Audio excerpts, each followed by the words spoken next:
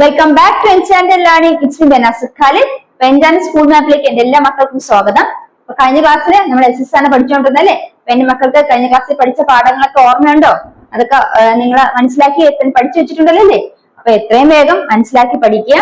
വളരെ കുറച്ച് പോർഷൻസ് നിങ്ങൾക്ക് പഠിക്കാനുള്ളൂ. അപ്പൊ വളരെ ഈസി ആയിട്ട് നിങ്ങൾക്ക് അത് പഠിച്ച് മാർക്ക് സ്കോർ ചെയ്യാൻ സാധിക്കും. അപ്പൊ മക്കളെ, നിങ്ങൾ കളിക്കുന്നതോടൊപ്പം തന്നെ കുറച്ച് സമയം പഠനത്തിന് വേണ്ടി മാറ്റിവെച്ച് പഠിച്ച് മിടുക്കരായിട്ട് ആ സ്കോർ നേടിയെടുക്കുക.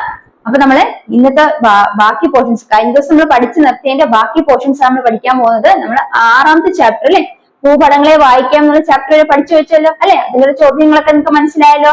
അപ്പൊ എത്ര തരത്തിലുള്ള ഭൂപടങ്ങൾ ഉണ്ടെന്നൊക്കെ നമ്മൾ കഴിഞ്ഞ ക്ലാസ്സിൽ പഠിച്ചായിരുന്നു അല്ലെ.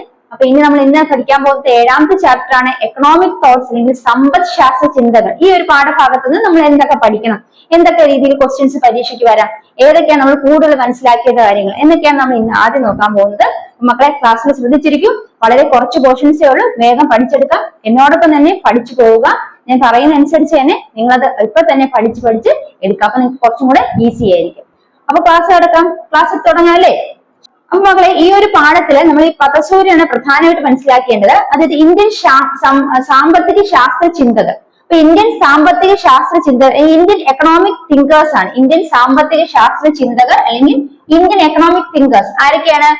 ചാണക്യൻ അല്ലെ, ചാണക്യൻ.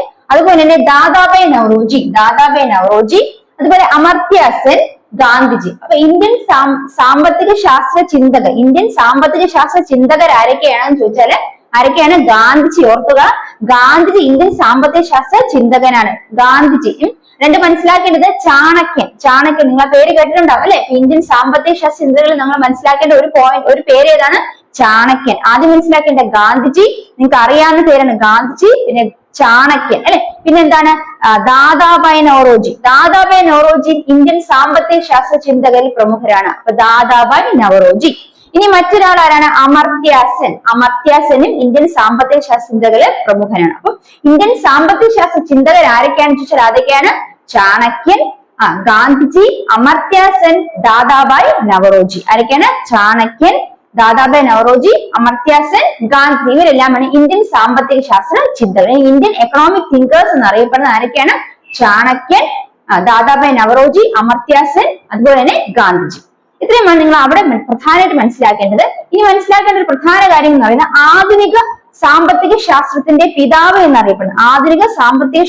മോഡേൺ എക്കണോമിക്സിന്റെ ആധുനിക സാമ്പത്തിക ശാസ്ത്ര പിതാവ് എന്നറിയപ്പെടുന്ന ആഡം സ്മിത്ത് ആണ്. ആരാണ്? ആഡം സ്മിത്ത് ആണ് ആധുനിക സാമ്പത്തിക ശാസ്ത്ര പിതാവ് എന്നറിയപ്പെടുന്നത്. Adam Smith. ആരാണ്? Adam Smith. അപ്പൊ ആഡം സ്മിത്ത് എന്ന വാക്ക് നമ്മൾ മനസ്സിലാക്കിയ ആ ഒരു പേര് നമ്മൾ ഓർത്തിരിക്കേണ്ടത് എവിടെയാണ്?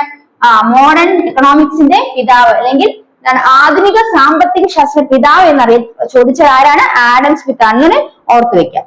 ഈ പാഠത്തില് നിങ്ങൾ പ്രധാനമായിട്ടും മനസ്സിലാക്കേണ്ടത് ഈ 2 പോയിന്റ്സുകളാണ്. ഒന്ന്, ഇന്ത്യൻ സാമ്പത്തിക ശാസ്ത്ര ചിന്തകരെ കുറിച്ച് മനസ്സിലാക്കാം.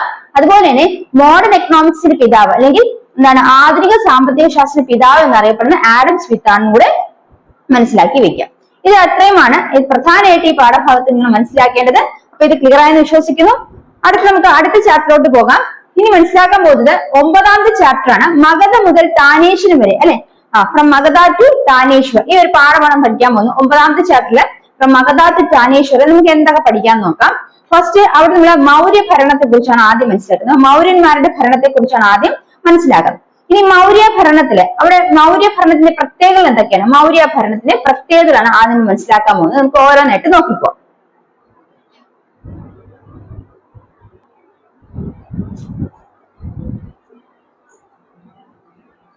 അപ്പൊ നോക്കുക മക്കളെ, ഫ്രം മഗധ ടു താനേശ്വർ പാഠത്തിൽ ആദ്യം മനസ്സിലാക്കുന്നത് മൗര്യ റൂൾ. എങ്ങനെയാണ് മൗര്യ ഭരണം? ഈ മൗര്യ റൂളിൽ എന്തൊക്കെ സവിശേഷതകൾ, എന്തൊക്കെ പ്രത്യേകതകളാണ്? ഒന്ന്, ഫസ്റ്റ് പോയിന്റ് നമ്മൾ മനസ്സിലാക്കേണ്ട ഇത്രയേ ഉള്ളൂ മക്കളെ. Administration was centred on the king. അതായത് കേന്ദ്രീകരണ ഭരണമായിരുന്നു മൗര്യന്മാരുടെ ഭരണത്തിന്റെ ഒരു പ്രത്യേകത. അതായത് ഒരു സെന്റർ, അവിടുത്തെ അഡ്മിനിസ്ട്രേഷൻ സെന്റർ എന്ന് പറഞ്ഞാൽ കിങ് അല്ലെ, രാജാവാണ്. അല്ലെങ്കിൽ ആ രാജാവിന്റെ കീഴിലാണ് അല്ലെങ്കിൽ അവിടെ കേന്ദ്രീകൃത ഭരണമാണ് ഉണ്ടായിരുന്നത്. സെൻട്രലൈസ്ഡ് അഡ്മിനിസ്ട്രേഷൻ ആണ് ഉണ്ടായിരുന്നത്. So administration was centred on the king അല്ലെങ്കിൽ കേന്ദ്രീകൃത ഭരണമാണ് മൗര്യൻ റൂളില് അല്ലെങ്കിൽ മൗര്യൻ ഭരണത്തിൽ ഉണ്ടായിരുന്നത്. അടുത്ത് മനസ്സിലാക്കേണ്ടത് അവര് പല ടൈപ്പ് പല രീതിയിലുള്ള എന്താണ് ടാക്സുകൾ അല്ലെങ്കിൽ നികുതികൾ കളക്ട് ചെയ്തു. Collect different types of taxes. അപ്പൊ ചെലവിനായിട്ട് പലവിധ നികുതികൾ പിരിച്ചിരുന്നു. അപ്പൊ കേന്ദ്രീകൃത ഭരണമായിരുന്നു, ചെലവിനായിട്ട് പലവിധ നികുതികൾ പിരിച്ചിരുന്നു. ഏതാണ്? മൗര്യ ഭരണം. മൗര്യ ഭരണത്തിന്റെ പ്രധാനപ്പെട്ട സവിശേഷത ഒന്ന് പറയുന്നത് എന്താണ്? കേന്ദ്രീകൃത ഭരണം. രണ്ട്, ചെലവിനായിട്ട് പലവിധ നികുതികൾ പിരിച്ചിരുന്നു. അപ്പൊ പലവിധ നികുതികൾ പിരിച്ചിരുന്നു. അതിൽ പ്രധാനമായിട്ട് രണ്ട് നികുതികൾ നോക്കാം. ഭാഗ എന്ന് പറയുന്നത് ടാക്സിന് എന്തിനു കൊടുക്കുന്ന ടാക്സ് ഓൺ ലാൻഡ്, അതായത് എന്താണ് ലാൻഡിന് കൊടുക്കുന്ന ടാക്സിനെയാണ് എന്ത് വിളിക്കുന്നത്? ഭാഗ എന്ന് പറയുന്നത്, ടാക്സ് ഓൺ ലാൻഡ്. അതുപോലെ തന്നെ ബാലി എന്ന് പറയുന്നത് tax on fruits and flowers. ഫ്രൂട്ട്സിനും ഫ്ലവേഴ്സിനും കൊടുക്കുന്ന ടാക്സിനെയാണ് ബാലി എന്നും മനസ്സിലാക്കുക. അപ്പൊ നമ്മൾ മനസ്സിലാക്കുക മൗര്യ റൂളിൽ പ്രധാനമായിട്ട് മനസ്സിലാക്കേണ്ടത് സെൻട്രലൈസ്ഡ് അഡ്മിനിസ്ട്രേഷൻ ആണ്. അതായത് administration was centred on the king. അതാണ് സെൻട്രലൈസ്ഡ് അഡ്മിനിസ്ട്രേഷൻ എന്ന് പറയുന്നത്. ഇനി they collected for their expenses and they collected different kinds of taxes. പലവിധ ടാക്സസ് കളക്ട് ചെയ്തിരുന്നു. അതിൽ പ്രധാനപ്പെട്ടാണ് ഭാഗയും ബാലിയും. ഭാഗ എന്ന് പറഞ്ഞ ടാക്സ് ഓൺ ലാൻഡ്, ബാലി എന്ന് പറഞ്ഞ tax on fruits and flowers. ഫ്രൂട്ട്സിനും ഫ്ലവേഴ്സിനും കൊടുക്കുന്ന ടാക്സ് ആണ് ബാലി. ഭാഗ എന്ന് പറഞ്ഞ ടാക്സ് ലാൻഡിനാണ് കൊടുത്തിരുന്നതെന്ന് കൂടെ ഓർത്തു വയ്ക്കുക. അപ്പൊ എന്താണ്? മൗര്യ ഭരണം എന്ന് പറഞ്ഞാൽ കേന്ദ്രീകൃത ഭരണമാണ് അവിടെ. അതുപോലെ തന്നെ ചെലവിനായിട്ട് പലവിധ നികുതികൾ അവർ പിരിച്ചിരുന്നു. അത് ഏതൊക്കെ നികുതികളാണ്? ഭാഗ, ബാലി, അങ്ങനെ കുറച്ച് 2-3 നികുതികളുണ്ട്. പ്രധാനമായിട്ടും മനസ്സിലാക്കാം ഭാഗയും ബാലിയാണ്. ഭാഗ എന്ന് പറയുന്നത് എന്തിനായിട്ടുള്ള നികുതിയായിരുന്നു?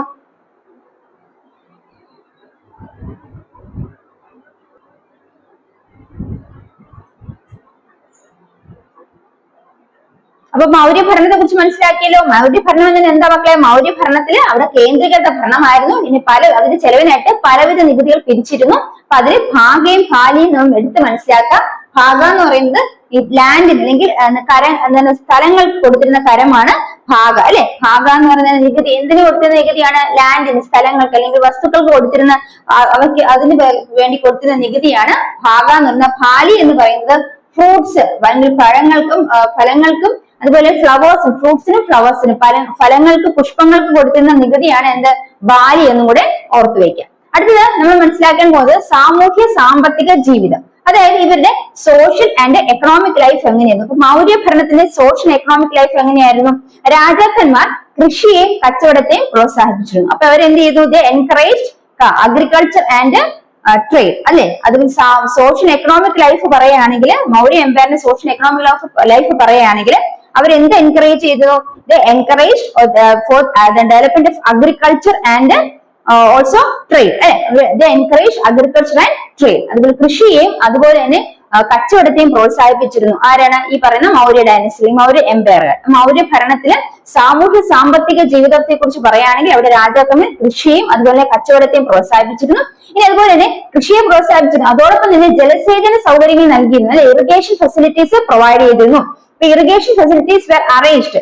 അപ്പൊ ജലസേചനവും സൗകര്യങ്ങളും നൽകിയിരുന്നു. കൃഷിയെ പ്രോത്സാഹിപ്പിച്ചിരുന്നു. അപ്പൊ അതിനോടൊപ്പം തന്നെ എന്താണ്? ജലസേചനത്തിനായിട്ടുള്ള സൗകര്യങ്ങൾ നൽകിയിരുന്നു.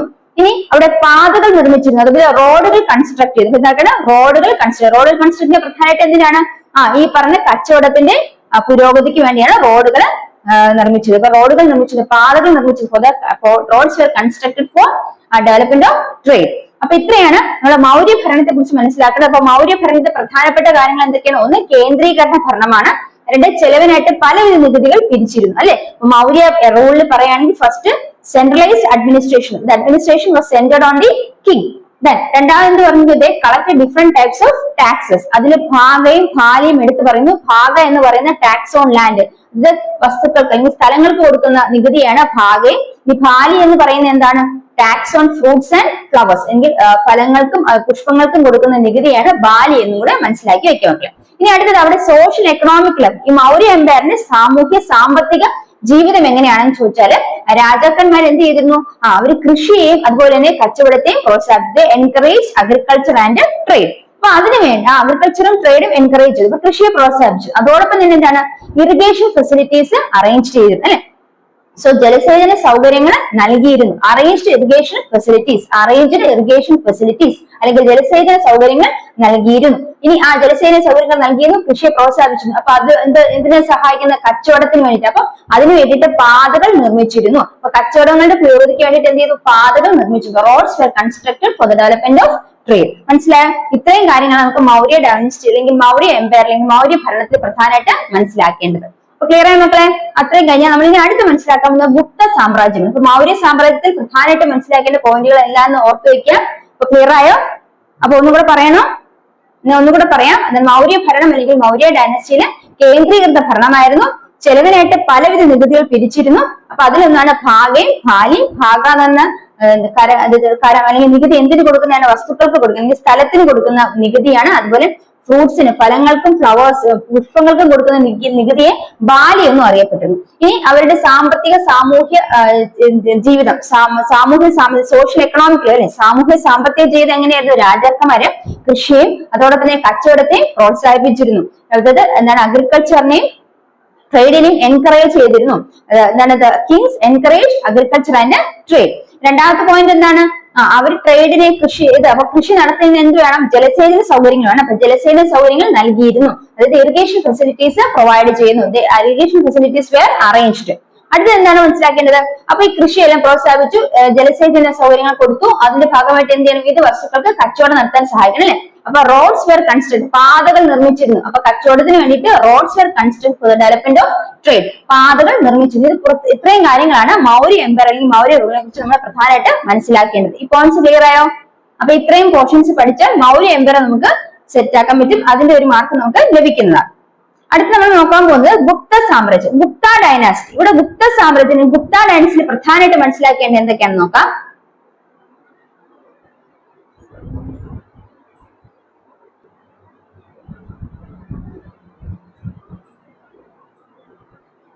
അപ്പൊ ഇവിടെ നോക്കാം മക്കളെ, നമ്മൾ ഗുപ്ത ഡൈനസ്റ്റി, ഗുപ്ത സാമ്രാജ്യം പ്രധാനമായിട്ട് മനസ്സിലാക്കേണ്ടത് അതിന്റെ സ്ഥാപകൻ ആരാണ്? ഗുപ്ത ഡൈനസ്റ്റി, ഗുപ്ത സാമ്രാജ്യത്തിന്റെ സ്ഥാപകൻ ചന്ദ്രഗുപ്ത ആണ്. ചന്ദ്രഗുപ്ത ഒന്നാമനാണ് ഗുപ്ത ഡൈനസ്റ്റി, ഗുപ്ത സാമ്രാജ്യത്തിന്റെ സ്ഥാപകൻ. അത് ഗുപ്തന്മാരുടെ കൂട്ടത്തിലെ ഏറ്റവും പവർഫുൾ ആയിട്ടുള്ള റൂളർ ആരാണെന്ന് ചോദിച്ചാൽ ആരാണ്? ചന്ദ്രഗുപ്ത ഒന്നാണ്. ചന്ദ്രഗുപ്ത ഒന്നാമനാണ് ഫസ്റ്റ് പവർഫുൾ ഗുപ്ത റൂളർ. അപ്പൊ ആദ്യമാണ് ഗുപ്ത ഡൈനാസ്റ്റിയുടെ അല്ലെങ്കിൽ ഗുപ്ത സാമ്രാജ്യത്തിലെ ആദ്യത്തെ അല്ലെങ്കിൽ ഫൗണ്ടർ എന്ന് അറിയപ്പെടുന്ന ആരാണ്? സ്ഥാപകൻ ആരാണ്? ചന്ദ്രഗുപ്ത ആണ്. ചന്ദ്രഗുപ്ത ആണ് ആദ്യത്തെ ഫേമസ് ആയിട്ടുള്ള പവർഫുൾ ഗുപ്ത റൂളർ. മനസ്സിലായോ? അപ്പൊ ചന്ദ്രഗുപ്ത ഒന്നാണ് എന്താണ്? ഗുപ്ത ഡൈനാസ്റ്റിയുടെ ഫൗണ്ടർ അല്ലെങ്കിൽ സ്ഥാപകൻ. ഇനി അടുത്ത് മനസ്സിലാക്കേണ്ടത് ഈ ഗുപ്ത ഡൈനാസ്റ്റിയുടെ പീരീഡിലാണ് ആർട്ട് ആൻഡ് സയൻസ് നന്നായിട്ട് ഡെവലപ്പ് ചെയ്തത്. അപ്പൊ arts and science develop well in Gupta period. Gupta പീരീഡിൽ ആർട്ടും സയൻസും നന്നായിട്ട് ഡെവലപ്പ് ചെയ്തു. അതായത് സാഹിത്യവും കലയും അതുപോലെ സാഹിത്യം ശാസ്ത്രം എന്നിവ നല്ല പുരോഗതി പ്രാപിച്ചത് ഏത് കാലഘട്ടത്തിലാണെന്ന് വെച്ചാൽ ഗുപ്ത എംപയർ, ഗുപ്ത ഡൈനാസ്റ്റി കാലത്താണ് ഇവിടെ ഓർത്തു വെക്കുക. അതായത് നവരത്നാസ് എന്നൊക്കെ പറയുന്ന ആ ഒരു പ്രമുഖര് അവര് ഉണ്ടായിരുന്നത് ഈ ഗുപ്ത ഡൈനാസ്റ്റിയുടെ കോർട്ടിനെയാണ്, ഗുപ്ത ഡൈനാസ്റ്റിയിലെ എംപയർമാരുടെ കോർട്ടിലാണ് ഉണ്ടായിരുന്നത്. നവരത്നാസ് എന്ന് പറയുന്നത് ഏത് കാലഘട്ടം? ഗുപ്ത ഡൈനാസ്റ്റിയിൽ വരുന്നതാണ് ഈ നവരത്നാസ്. അപ്പൊ നവരത്നാസ് എന്ന് പറയുന്നത് അല്ലെങ്കിൽ 9 germs എന്ന് പറയുന്നത് who were famous in various fields lives in this court of which Chandragupta ന്റെ കോർട്ടിലാണെങ്കിൽ അല്ലെങ്കിൽ കൊട്ടാരത്തിലാണ് ആരുണ്ടായിരുന്ന? ഈ നവരത്നാസ് എന്ന് പറയുന്ന പ്രമുഖര് ഉണ്ടായിരുന്നു. അപ്പൊ അത്രയും മനസ്സിലാക്കുക. നമ്മൾ ഗുപ്ത ഡൈനാസ്റ്റി അല്ലെങ്കിൽ ഗുപ്ത സാമ്രാജ്യത്തെ കുറിച്ച് മനസ്സിലാക്കുമ്പോൾ ആദ്യത്തെ സ്ഥാപകൻ അല്ലെങ്കിൽ ഫൗണ്ടർ ആരാണെന്ന് നോക്കുക. ആരാണ്? ചന്ദ്രഗുപ്ത ഒന്നാമനാണ്. ചന്ദ്രഗുപ്ത ആണ് founder of Gupta dynasty, Gupta ഡൈനാസ്റ്റിയുടെ ഗുപ്ത സാമ്രാജ്യത്തിന്റെ സ്ഥാപകൻ എന്ന് മനസ്സിലാക്കുക. ഇനി ആ ഒരു സമയത്താണ് എന്താണ്? സാഹിത്യവും അതുപോലെ തന്നെ ശാസ്ത്രവും വളരെയധികം പുരോഗതി പ്രാപിച്ചത്. അപ്പൊ art and science develop well during the Gupta period. ഈ രണ്ട് കാര്യങ്ങളും കൂടെ നിങ്ങൾ ഓർത്തു വെക്കുക. അപ്പൊ ഈ ഒരു പാഠത്തിൽ നിങ്ങൾ പ്രധാനമായിട്ട് മനസ്സിലാക്കേണ്ടത് മൗര്യ സാമ്രാജ്യം അല്ലെ, മൗര്യ സാമ്രാജ്യത്തിന്റെ പ്രത്യേകത എടുത്ത് മനസ്സിലാക്കുക. അതുപോലെ തന്നെ ഗുപ്ത സാമ്രാജ്യത്തിൽ ഇപ്പൊ പറഞ്ഞിരിക്കുന്ന 2-3 പോയിന്റ്സും കൂടെ നോട്ട് ചെയ്ത് വെക്കുക. അത്രയും കൂടെ ഈ പാഠത്തിൽ നിങ്ങൾ മനസ്സിലാക്കുക. തീർച്ചയായും ഇതിലുള്ള ഏത് ചോദ്യങ്ങൾ ചോദിച്ചാലും നിങ്ങൾക്ക് ഈ ഒരു പോർഷനിൽ ചോദിക്കുന്ന ചോദ്യങ്ങൾക്ക് ഉത്തരം പറയാൻ സാധിക്കും. അപ്പൊ നമുക്ക് അടുത്ത ഒരു ചാപ്റ്ററിലോട്ട് പോവാം. അടുത്ത ചാപ്റ്റർ യൂണിറ്റ് 10 ആണ്. അപ്പൊ യൂണിറ്റ് 10ന്റെ ഭൂമിയുടെ പുതപ്പ് എന്ന് പറഞ്ഞ ചാപ്റ്ററിലാണ് നമ്മൾ പഠിക്കാൻ പോകുന്നത്. അപ്പൊ നെക്സ്റ്റ് ഈ ഒരു പോർഷൻ ഇത്രയും പഠിച്ചത് ക്ലിയർ ആയ മക്കളെ? നിങ്ങൾക്ക് എന്തെങ്കിലും കൺഫ്യൂഷൻസ് ഉണ്ടോ? കൺഫ്യൂഷൻ ഉണ്ടോ? എന്തെങ്കിലും മനസ്സിലാവാതായിട്ടുണ്ടോ? എങ്കിൽ പ്ലീസ് ഒന്നും കൂടെ നിങ്ങളിത് കേട്ട് നോക്കാം, റിവൈസ് ചെയ്ത് നോക്കാം. അപ്പൊ ഇത്രയേ ഉള്ളൂ നമ്മൾ ആ ഒരു പോർഷൻ പഠിക്കാനുള്ളത്. നമുക്ക് അടുത്ത ചാപ്റ്റർ എന്താണ് പഠിക്കാനുള്ളത് നോക്കാം. അപ്പൊ ശരി, നമ്മൾ അടുത്ത് മനസ്സിലാക്കാൻ പോകുന്നത് ഭൂമിയുടെ പുതപ്പ്, ബ്ലാങ്കിന്റെ ഫെർത്ത് എന്ന് പറയുന്ന 10ാമത്തെ ചാപ്റ്റർ ആണ് നോക്കാൻ പോകുന്നത്. അതിൽ പ്രധാനമായിട്ട് മനസ്സിലാക്കേണ്ടത് വാതകങ്ങളുടെ പ്രാധാന്യമാണ്. അതായത് നമ്മൾ അറ്റ്മോസ്ഫിയർ അല്ലെ, അന്തരീക്ഷമാണ് ഭൂമിയുടെ പുതപ്പ് എന്ന് പറയുന്നത്. എന്താണ്? ഇവിടെ അന്തരീക്ഷം അല്ലെ, അറ്റ്മോസ്ഫിയർ ആണ്. അപ്പൊ ഇവിടെ ഈ അറ്റ്മോസ്ഫിയറിലെ ഉള്ള ഗ്യാസസ്, അറ്റ്മോസ്ഫിയറിൽ അല്ലെങ്കിൽ അന്തരീക്ഷത്തിലെ വാതകങ്ങളുടെ പ്രാധാന്യത്തെ കുറിച്ച് മനസ്സിലാക്കാമെന്ന്. അന്തരീക്ഷത്തിൽ ധാരാളം വാതകങ്ങളുണ്ട്. ഈ വാതകങ്ങൾക്ക് എന്ത് പ്രസക്തിയാണുള്ളത്, അല്ലെങ്കിൽ വാതകങ്ങൾ അന്തരീക്ഷത്തിലുള്ളതിന്റെ അല്ലെങ്കിൽ അവ ഉള്ളതുകൊണ്ട് നമുക്ക് എന്ത് ഉപയോഗമാണുള്ളത്, അതാണ് നമ്മൾ പ്രധാനമായിട്ട് പാഠത്തിൽ ആദ്യം മനസ്സിലാക്കേണ്ടത്. വാതകങ്ങളുടെ പ്രാധാന്യമാണ്, ഇമ്പോർട്ടൻസ് ഓഫ് അറ്റ്മോസ്ഫിയറിക് ഗ്യാസസ്. ഇനി ഭൂമിയുടെ പുറത്ത് എന്താണ്, ബ്ലാങ്കിന്റെ പുറത്ത് എന്ന് പറയുന്നത് എന്താണ്, അറ്റ്മോസ്ഫിയർ ആണ് അല്ലെ. ഇനി ഈ വാതകങ്ങൾ എവിടെ കാണപ്പെടുന്നു, നമ്മൾ അന്തരീക്ഷത്തിൽ അല്ലെങ്കിൽ അറ്റ്മോസ്ഫിയറിലാണ് കാണപ്പെടുന്നത്. ഇവയുടെ പ്രാധാന്യം നോക്കാം. ഒന്ന്, വാതകങ്ങൾ ഏതൊക്കെയാണെന്ന് മനസ്സിലാക്കാം. എന്താണ്, കാർബൺ ഡൈ ഓക്സൈഡ്, ഓക്സിജൻ അല്ലെ, അതുപോലെ തന്നെ എന്താണ് നൈട്രജൻ മുതലായ വാതകങ്ങളെല്ലാം എവിടെയുണ്ട്, ഈ പറയുന്ന അന്തരീക്ഷത്തില് നമുക്ക് കാണാൻ സാധിക്കും, നമുക്ക് അറിയാൻ സാധിക്കും. അത് ഓക്സിജൻ, കാർബൺ ഡൈ ഓക്സൈഡ്, അതുപോലെ നൈട്രജൻ, ഹൈഡ്രജൻ മുതലായ വാതകങ്ങളെല്ലാം അന്തരീക്ഷത്തിൽ കാണപ്പെടുന്നു. അവിടെ നമ്മൾ മനസ്സിലാക്കേണ്ടത് ഈ അന്തരീക്ഷ വാതകങ്ങളുടെ പ്രസക്തി എന്താണ്, ഇതിന്റെ പ്രാധാന്യം എന്താണ്, എന്താണ് ഇതിന്റെ ഇമ്പോർട്ടൻസ് എന്നാണ്. ഫസ്റ്റ് എന്താണ് അന്തരീക്ഷ വായു അല്ലെങ്കിൽ അന്തരീക്ഷത്തിലെ വാതകങ്ങളുടെ പ്രാധാന്യം, അറ്റ്മോസ്ഫിയറിക് ഗ്യാസസിന്റെ ഇമ്പോർട്ടൻസ്. ഫസ്റ്റ് നമ്മൾ എടുത്തു പറയേണ്ടത് എന്താണ്, ഫോട്ടോസിന്തസിസ് അല്ലെ, പ്രകാശ സംശ്ലേഷണം. അപ്പൊ സസ്യങ്ങള് ആഹാരം നിർമ്മിക്കുന്ന ഒരു പ്രോസസ്സാണ് എന്താ, ഫോട്ടോസിന്തസിസ് അല്ലെ. ആ ഒരു പ്രക്രിയ ഫോട്ടോസിന്തസിസ്, പ്രകാശ സംശ്ലേഷണം എന്ന് പറയുന്നു. അപ്പൊ ഈ സസ്യങ്ങള് ആഹാരം നിർമ്മിക്കണം. അപ്പൊ ആഹാരം നിർമ്മിച്ചാൽ മാത്രമേ നമുക്ക് ആവശ്യമുള്ള ഭക്ഷണം അല്ലെങ്കിൽ ലഭ്യമാകുള്ളൂ അല്ലെ. അപ്പൊ സസ്യങ്ങളാണ് പ്രധാന എന്താണ് ഉത്പാദകർ അല്ലെങ്കിൽ പ്രൊഡ്യൂസേഴ്സ്. അപ്പൊ അവർ ആ ആഹാരം നിർമ്മിക്കുന്ന പ്രക്രിയയാണ് പ്രകാശ സംശ്ലേഷണം, ഫോട്ടോസിന്തസിസ് എന്ന് പറയുന്നത്. ഇതിന് പ്രധാനമായിട്ട് വേണ്ടത് ഒരു വാതകം ഏതാണ്, അറ്റ്മോസ്ഫിയർ അല്ലെങ്കിൽ അന്തരീക്ഷത്തിലെ വാതകം കാർബൺ ഡൈ ഓക്സൈഡ് അല്ലെ. അപ്പൊ കാർബൺ ഡൈ ഓക്സൈഡ് എന്ന വാതകം വളരെയധികം സസ്യങ്ങൾക്ക് ആവശ്യമാണ്. ഇതിന് പ്രകാശ സംശ്ലേഷണം എന്നുള്ള പ്രോസസ് നടക്കുന്നതിന് വേണ്ടിയിട്ട് അല്ലെ. അപ്പം സസ്യങ്ങൾ കാർബൺ ഡൈ ഓക്സൈഡ് ഉപയോഗപ്പെടുത്തുന്നു എന്തിനാണ്, പ്രകാശ സംശ്ലേഷണത്തിൽ, ഫോട്ടോസിന്തസിസിന് വേണ്ടി. അപ്പൊ ഇവിടെ ആ കാർബൺ ഡൈ ഓക്സൈഡ് എന്ന് പറയുന്നത് അറ്റ്മോസ്ഫിയറിൽ കാണപ്പെടുന്ന ഒരു വാതകമാണെന്ന് ഓർത്തുവെക്കാം. അടുത്ത രണ്ടാമത് റെസ്പിറേഷൻ അല്ലെ, ശ്വസനം. റെസ്പിറേഷൻ, ശ്വസനം. അതായത് മനുഷ്യൻ ഉൾപ്പെടെയുള്ള എല്ലാ ജീവജാലങ്ങളും ശ്വസിക്കുന്നതിന് വേണ്ടിയിട്ട് ഉപയോഗപ്പെടുത്തുന്ന വാതകം ഏതാണ്, ഓക്സിജൻ ആണ് അല്ലെ. ഓക്സിജൻ ഉപയോഗപ്പെടുത്തുന്നു. അപ്പൊ റെസ്പിറേഷൻ, ശ്വസനത്തിന് ആവശ്യമുള്ള വാതകം, ഈ ഓക്സിജൻ എവിടെ കാണപ്പെടുന്നത്, അറ്റ്മോസ്ഫിയറിലാണ് കാണപ്പെടുന്നത്. അറ്റ്മോസ്ഫിയറിക് ഗ്യാസിൽ വരുന്നതാണ് ഓക്സിജൻ. അപ്പൊ റെസ്പിറേഷൻ അല്ലെങ്കിൽ ശ്വസനം എന്താണ്, ശ്വസന പ്രക്രിയയ്ക്ക് ആവശ്യമായിട്ടുള്ള വാതകങ്ങൾ എവിടെ കാണപ്പെടുന്നു, അന്തരീക്ഷത്തിൽ കാണപ്പെടുന്നു. അടുത്ത നൈട്രജൻ സ്ഥിരീകരണം, ഫിക്സേഷൻ ഓഫ് നൈട്രജൻ അല്ലെ. നൈട്രജൻ ഫിക്സേഷൻ എന്താണ്, പ്ലാന്റ്സ് അവരുടെ വളർച്ചയ്ക്ക് ആവശ്യമായിട്ടുള്ള നൈട്രജൻ എവിടെ നിന്നാണ് ലഭിക്കുക, അവർക്ക് അന്തരീക്ഷത്തിനല്ല, ഈ നൈട്രജൻ ഫിക്സേഷൻ വഴിയാണ് നമുക്ക് പ്ലാന്റ്സിന് ആവശ്യമായിട്ടുള്ള നൈട്രജൻ ലഭിക്കുന്നത്. അപ്പൊ ഈ പ്ലാന്റ്സിന് ആവശ്യമുള്ള നൈട്രജനും അവർക്ക് എവിടെ നിന്നാണ് ലഭിക്കുന്നത്, അന്തരീക്ഷത്തിലെ നൈട്രജനെ എന്താണ് പ്ലാന്റ്സിന് പല മാർഗത്തിലൂടെ പ്ലാന്റ്സ് സ്വീകരിച്ചാണ് ഗ്രോത്തിന് ഉപയോഗപ്പെടുത്തുന്നത്. അതാണ് നൈട്രജൻ ഫിക്സേഷൻ എന്നിവിടെ മനസ്സിലാക്കുന്നത്. അപ്പൊ ഇത്രയും കാര്യങ്ങൾക്ക് എന്ത് വേണം, ഇത്രയല്ല ഇത് പ്രധാനപ്പെട്ട 3 കാര്യങ്ങൾ ഇവിടെ എടുത്ത് പറഞ്ഞിരിക്കുന്നത്. അപ്പൊ അതിനൊക്കെ ആവശ്യമുള്ള ഗ്യാസസ് എവിടെയാണ് കാണപ്പെടുന്നത്, വാതകങ്ങൾ അറ്റ്മോസ്ഫിയറിലാണ്, അന്തരീക്ഷത്തിലാണ് കാണപ്പെടുന്നത്. അപ്പൊ ഈ വാതകങ്ങളുടെ പ്രാധാന്യം മനസ്സിലായോ. അപ്പൊ എന്താണ് അറ്റ്മോസ്ഫിയറിക് ഗ്യാസിന്റെ ഇമ്പോർട്ടൻസ് എന്ന് പറയുന്നത്, ഒന്നാമത്തെ ഇമ്പോർട്ടൻസ് എന്ന് പറയുന്നത് പ്ലാന്റ്സ് എന്താണ് produces food by the process of photosynthesis. For this process they take in carbon dioxide അല്ലെ. So plants make use of carbon dioxide from the atmospheric gas. അപ്പൊ atmospheric gasൽ present ആയിരിക്കുന്ന carbon dioxide ഉപയോഗപ്പെടുത്തുന്നു. Plants make use of carbon dioxide from the atmospheric gas. Plants make use of carbon dioxide in the atmospheric gas for the process of photosynthesis. Photosynthesis എന്ന് പറയുന്ന വാക്ക് വളരെ പ്രധാനപ്പെട്ടതാണ്. അപ്പൊ atmospheric gasൽ പ്രധാനപ്പെട്ട carbon dye oxide എവിടെ നിന്ന് ലഭിക്കുന്നു, അറ്റ്മോസ്ഫിയറിക് ഗ്യാസ് എന്ന് പറയുന്ന കാർബൺ ഡൈ ഓക്സൈഡ് എന്തിനു ഉപയോഗപ്പെടുത്തുന്നു, പ്ലാന്റ്സ് ഫോട്ടോസിന്തസിസ് നടത്താൻ അല്ലെങ്കിൽ പ്രകാശ സംശ്ലേഷണം നടത്താൻ ഉപയോഗിക്കുന്നു. 2, അപ്പൊ ഫോട്ടോസിന്തസിസ്, വാതകങ്ങളുടെ പ്രാധാന്യം പഠിക്കുകയാണ്. അറ്റ്മോസ്ഫിയറിക് ഗ്യാസിലെ വാതകങ്ങളുടെ പ്രാധാന്യം പഠിക്കുകയാണ്. അറ്റ്മോസ്ഫിയറിക് ഗ്യാസസ് അല്ലെ, അറ്റ്മോസ്ഫിയറിക് ഗ്യാസസ് അല്ലെങ്കിൽ വാതകങ്ങളുടെ അന്തരീക്ഷ വാതകങ്ങളുടെ പ്രാധാന്യം. എന്താണ് വാതകങ്ങളുടെ പ്രാധാന്യം, 1 പ്രകാശ സംശ്ലേഷണത്തെ സഹായിക്കുന്നു. 2 എന്താണ് റെസ്പിറേഷൻ, ശ്വസന പ്രക്രിയയ്ക്ക് സഹായിക്കുന്നു. റെസ്പിറേഷൻ ഈ ശ്വസന പ്രക്രിയയ്ക്ക് സഹായിക്കുന്നു.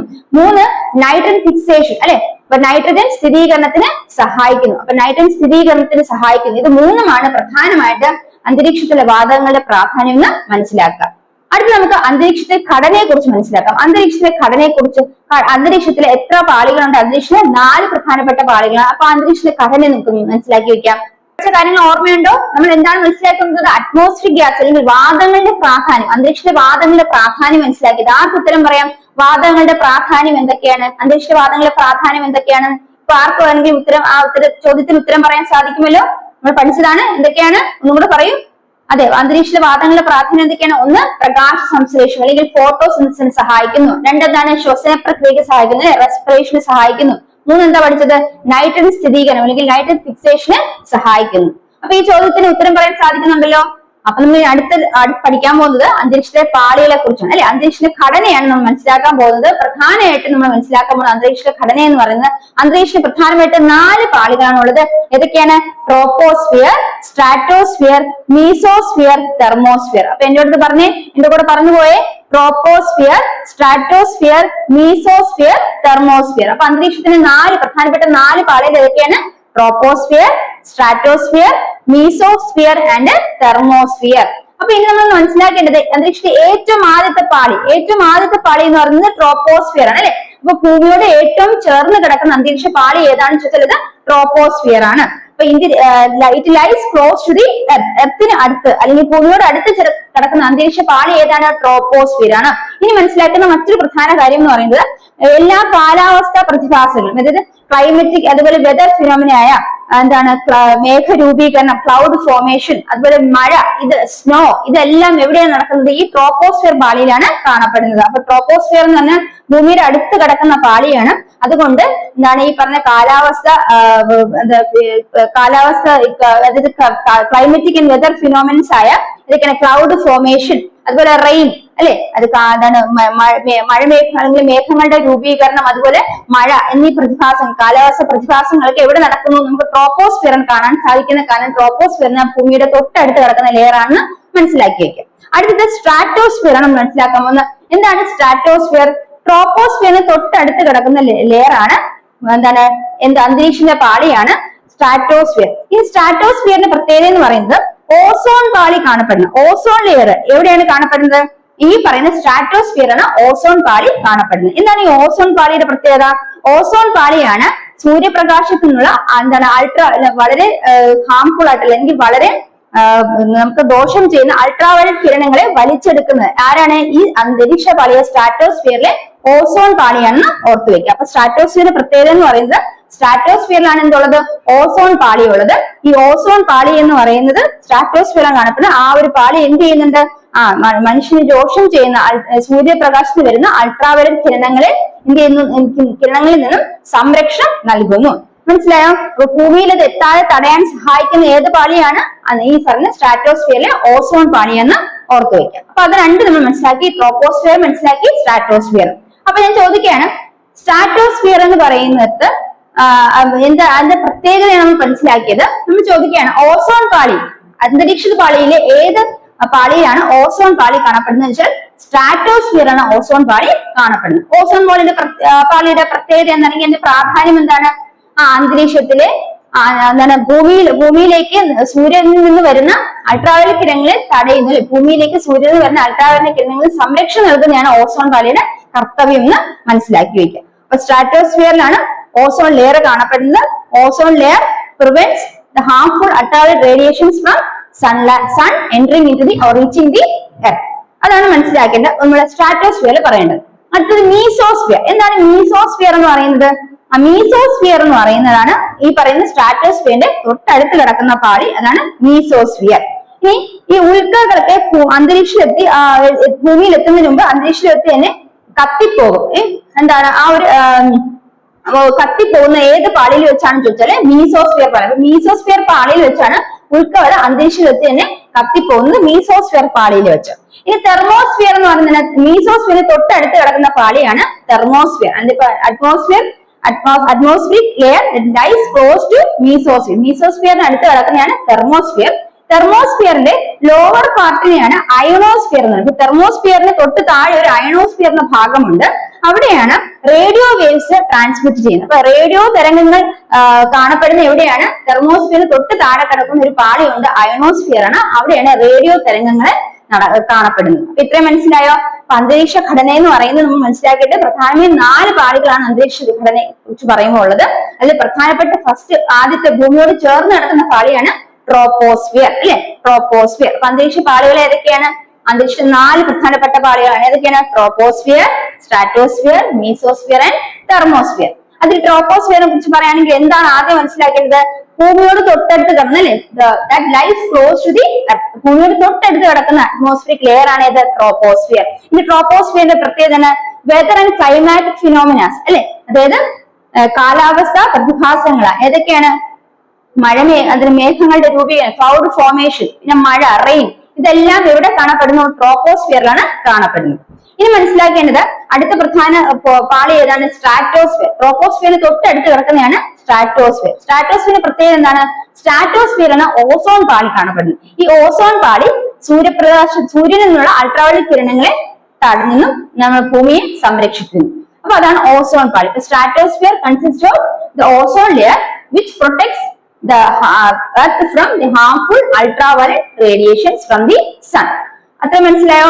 അടുത്ത മീസോസ്ഫിയർ ആണ്. മീസോസ്ഫിയറിൽ പറഞ്ഞു സ്ട്രാറ്റോസ്ഫിയറിന് തൊട്ടടുത്ത് കിടക്കുന്ന പാളിയാണ് മീസോസ്ഫിയർ. ഇനി അടുത്ത തെർമോസ്ഫിയർ ആണ്. തെർമോസ്ഫിയർ എന്ന് പറഞ്ഞാൽ ഏറ്റവും ലാസ്റ്റ് കിടക്കുന്ന ലെയർ ആണ്. ഈ തെർമോസ്ഫിയറിനും ലോവർ ആയിട്ട് ലെയർ ഉണ്ട്, അതിന് അയണോസ്ഫിയർ എന്ന് പറയുന്നു. ആ അയണോസ്ഫിയറിൽ എന്ത് കാണും? അതിലാണ് റേഡിയോ ട്രാൻസ്മിഷൻ നടക്കുന്നത്, അല്ലെങ്കിൽ റേഡിയോ വേവ്സിന്റെ ട്രാൻസ്മിഷൻ നടക്കുന്നത്. അല്ലെങ്കിൽ റേഡിയോ തരംഗങ്ങൾ എവിടെ കാണപ്പെടുന്നു? ഈ തെർമോസ്ഫിയറിന് താഴെ കിടക്കുന്ന അയണോസ്ഫിയറിലാണ് കാണപ്പെടുന്നത്. അപ്പൊ ഇത്രയാണ് നമ്മൾ അന്തരീക്ഷ ഘടനയെ കുറിച്ച് മനസ്സിലാക്കേണ്ടത്. ഈ ഒരു ചാപ്റ്ററിൽ നമ്മൾ പ്രധാനമായിട്ട് മനസ്സിലാക്കേണ്ടത് എന്തൊക്കെയാണ് മക്കളെ? ഒന്ന്, അറ്റ്മോസ്ഫിയർ ഗ്യാസസിന്റെ പ്രാധാന്യം, അല്ലെ, ആ വാതകങ്ങളുടെ പ്രാധാന്യത്തെ കുറിച്ച് മനസ്സിലാക്കുക. അതുപോലെ തന്നെ അന്തരീക്ഷ ഘടനയെ കുറിച്ചും ഇത്രയും പോർഷൻസ് എങ്കിലും നിങ്ങൾ എന്ത് ചെയ്യണം? മസ്റ്റ് ആയിട്ട് പഠിച്ചിരിക്കണം. ഇത് ക്ലിയർ ആയോ? ഇതിന് സംശയങ്ങളുണ്ടോ? ഇല്ലല്ലോ. നമുക്ക് അടുത്ത ചാപ്റ്ററിലോട്ട് പോവാം. ഇനി നമ്മൾ അടുത്ത 11ാമത്തെ യൂണിറ്റാണ്. 11ാമത്തെ യൂണിറ്റ് ഇന്ത്യയും സാമ്പത്തിക ആസൂത്രണ പാഠത്തിനാണ് നോക്കുന്നത്. ഇന്ത്യയും സാമ്പത്തിക ആസൂത്രണവും.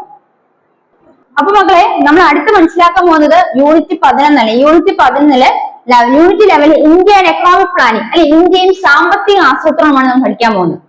അപ്പൊ ഇത്രയും നേരം നിങ്ങൾ മനസ്സിലാക്കിയ പോർഷൻസ് ഒക്കെ ക്ലിയർ ആയല്ലോ, അല്ലെ? എന്തെങ്കിലും സംശയങ്ങളുണ്ടോ? ഈ പോർഷൻസ് ഒക്കെ വളരെ വ്യക്തമായിട്ട് കുറച്ച് കാര്യങ്ങൾ മാത്രം ഇമ്പോർട്ടന്റ് ആയിട്ട് നിങ്ങൾ പഠിച്ചാൽ മതിയാവും. അപ്പൊ തീർച്ചയായും നിങ്ങൾക്ക് അത് പഠിക്കാൻ സാധിക്കും. അപ്പൊ നിങ്ങൾ ഇത് 2-3 പ്രാവശ്യം കേൾക്കുക, വായിച്ച് മനസ്സിലാക്കുക, എഴുതി നോക്കുക. അപ്പൊ നിങ്ങൾക്ക് എന്തായാലും അത് എഴുതി ഫലിപ്പിക്കാനായിട്ട് സാധിക്കും. അപ്പം ഇത്രയും ക്ലിയർ ആയെന്ന് വിശ്വസിക്കുന്നു. അപ്പം നിങ്ങൾക്ക് അടുത്ത പോയിന്റിലോട്ട് പോകാല്ലേ? അടുത്ത ചാപ്റ്ററിലോട്ട് പോകാലോ? എല്ലാവരും റെഡിയാണല്ലോ, അല്ലെ? നമുക്ക് അടുത്ത പഠിക്കാം.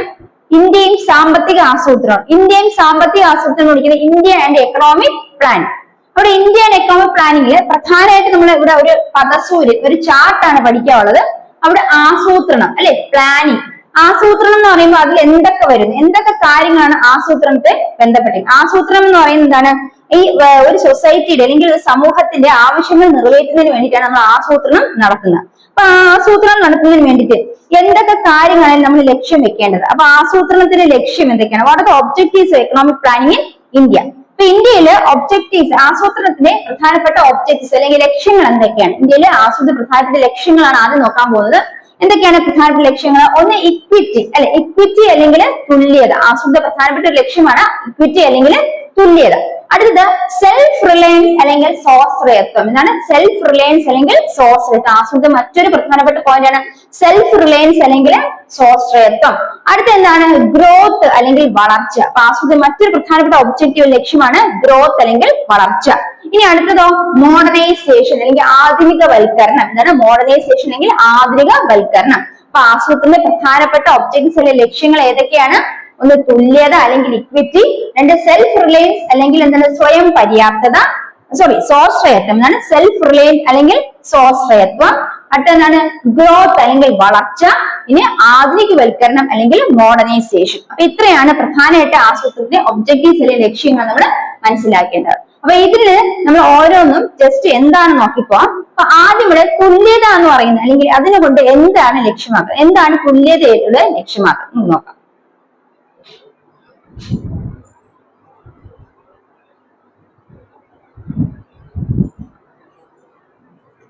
അപ്പൊ മക്കളെ, നമ്മൾ പറഞ്ഞു ആസൂത്രണ പ്രധാനപ്പെട്ട ലക്ഷ്യങ്ങൾ, അല്ലെ, ഏതൊക്കെയാണ്? ഒന്നാമത്തത് എക്കണോമിക് ഗ്രോത്ത് അല്ലെങ്കിൽ എന്താണ്? വളർച്ച, സാമ്പത്തിക വളർച്ച. എന്താണ് സാമ്പത്തിക വളർച്ച ഉദ്ദേശിക്കുന്നത്?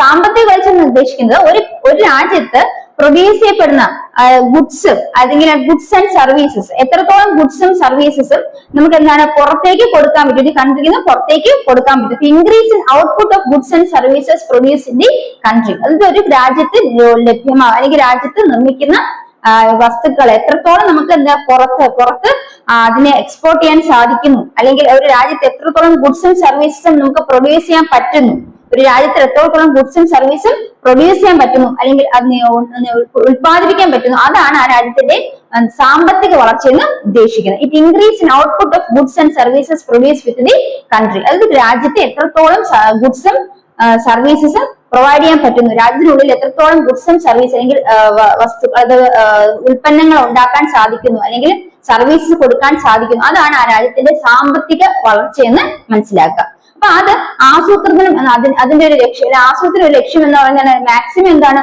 എക്കണോമിക് ഗ്രോത്ത് അല്ലെങ്കിൽ സാമ്പത്തിക വളർച്ച ഉണ്ടാക്കുക എന്നാണ് ആസൂത്രണത്തെ ഒരു പ്രധാനപ്പെട്ട പ്ലാനിങ്ങിന്റെ ഒരു ലക്ഷ്യം എന്ന് ഓർത്തു വയ്ക്കുക. അടുത്ത മോഡേണൈസേഷൻ എടുക്കുകയാണെങ്കിൽ ആധുനികവൽക്കരണം അല്ലെ.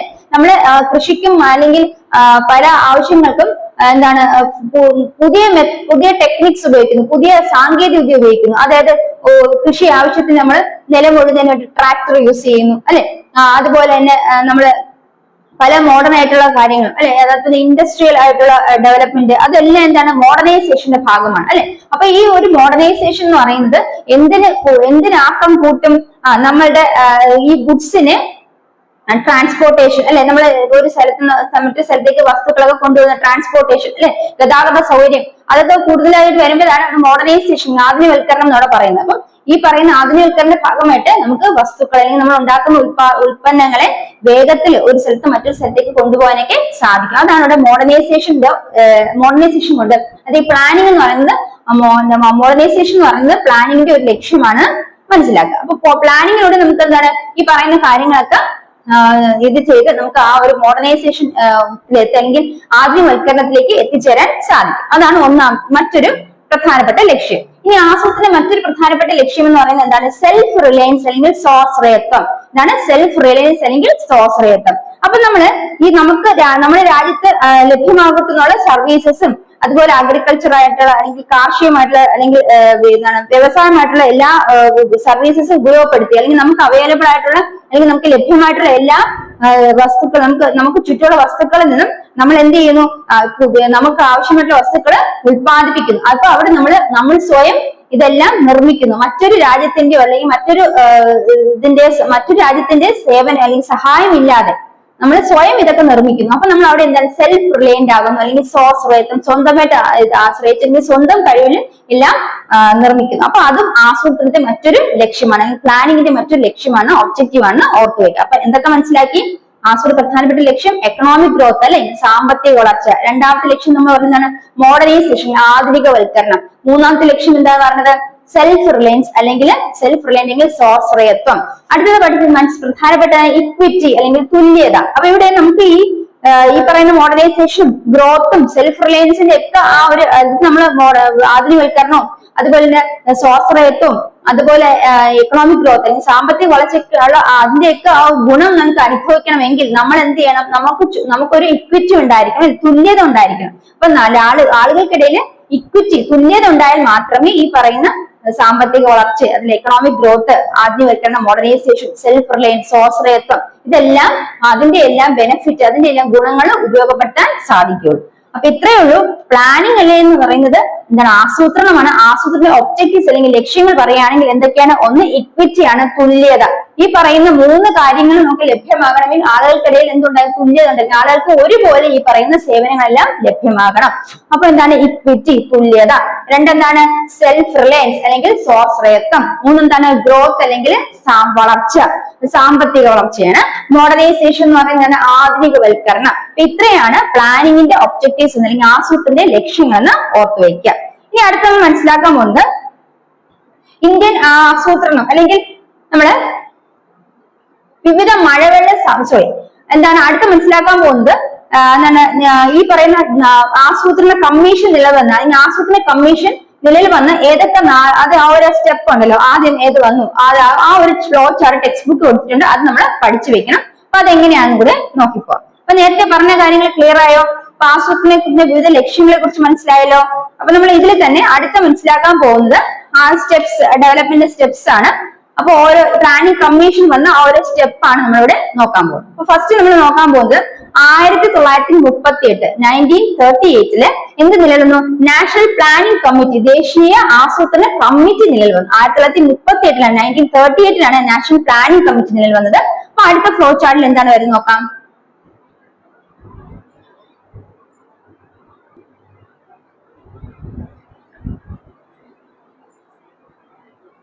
അപ്പൊ ഇവിടെ നോക്കുമ്പോഴേ നമ്മൾ മനസ്സിലാക്കേണ്ട നാൾവഴികളാണ് അല്ലെ. ആസൂത്രണ കമ്മീഷൻ ഇന്ത്യയിലെ ആസൂത്രണ കമ്മീഷൻ രൂപീകരിച്ച 4 വഴികളാണ് നമ്മൾ മനസ്സിലാക്കാൻ പോകുന്നത്. എവല്യൂഷൻ ഓഫ് പ്ലാനിംഗ് ആണ്.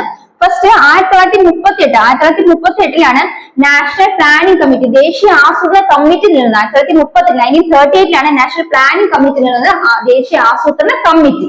ഇനി അതിനുശേഷം 1944 ബോംബെ പ്ലാൻ അല്ലെങ്കിൽ ബോംബെ പദ്ധതി നിലനിന്നു. 1944 അല്ലെങ്കിൽ 1944 ബോംബെ പ്ലാൻ അല്ലെങ്കിൽ ബോംബെ പദ്ധതി നിലവിൽ വന്നു.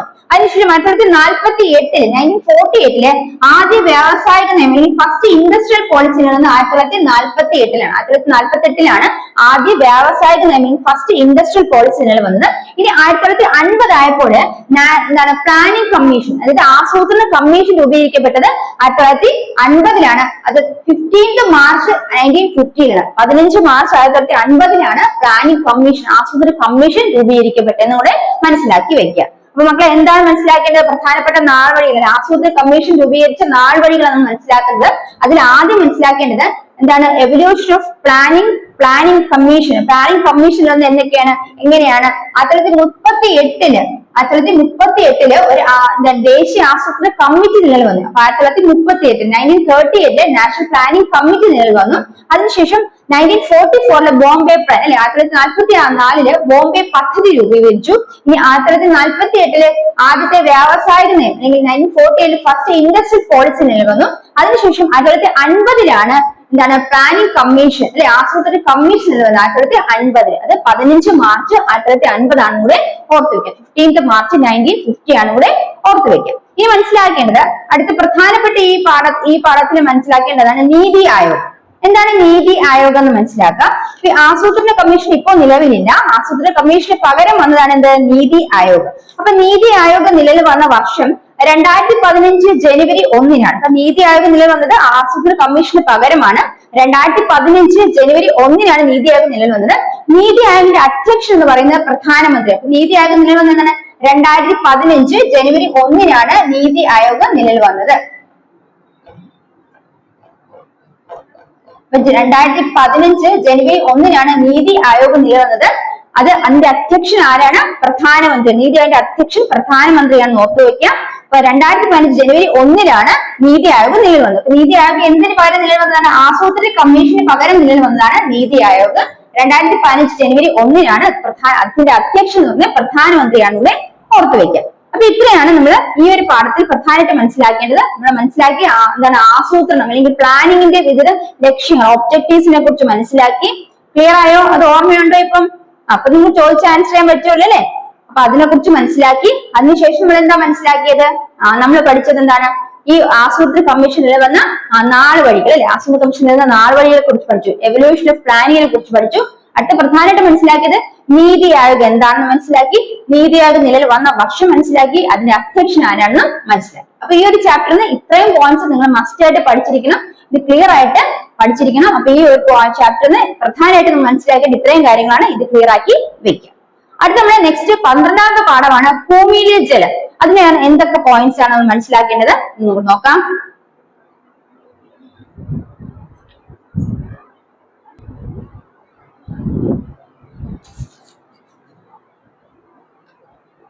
അപ്പൊ മക്കളെ ഭൂമിയിലെ ജലം അല്ലെങ്കിൽ വാട്ടർ ഓൺ എർത്ത് എന്ന പാഠഭാഗത്തിൽ നമ്മൾ വെള്ളത്തിന്റെ ഇമ്പോർട്ടൻസ് ആണ് പഠിച്ചത് അല്ലെ. വെള്ളം എത്രത്തോളം ഇമ്പോർട്ടൻ്റ് ആണെന്ന് നമുക്കറിയാം. അതുപോലെ നമുക്ക് മനസ്സിലാക്കേണ്ട പ്രധാന കാര്യം എന്താണ്? നമ്മള് ഭൂമി എടുത്താൽ ഭൂമിയില് 4ൽ 3 ഭാഗം എന്താണ്? 3/4 എന്താണ്? വെള്ളമാണ് അല്ലെ. അപ്പൊ ഭൂമിയില് 4ൽ 3 ഭാഗം എന്താണ്? വെള്ളമാണ്.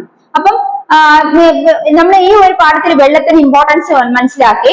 അതുപോലെ തന്നെ നമ്മൾ മനസ്സിലാക്കേണ്ടത് എന്താണ്? മഴവെള്ളം എത്തരത്തിലാണ് സംരക്ഷിക്കപ്പെടുന്നത്, മഴവെള്ളം എങ്ങനെ നമുക്ക് കളക്ട് ചെയ്യാം. അപ്പൊ method of conservation of rain water. അപ്പൊ റെയിൻ വാട്ടർ അല്ലെങ്കിൽ മഴവെള്ളം എത്തരത്തിൽ നമുക്ക് കൺസർവ് ചെയ്യാം അല്ലെങ്കിൽ സംരക്ഷിച്ചു വെക്കാം അല്ലെങ്കിൽ സൂക്ഷിച്ചു വെക്കാം. എന്താണ്? വിവിധ മഴവെള്ള സംരക്ഷണ മാർഗങ്ങളാണ് ആദ്യം മനസ്സിലാക്കാൻ പോകുന്നത്.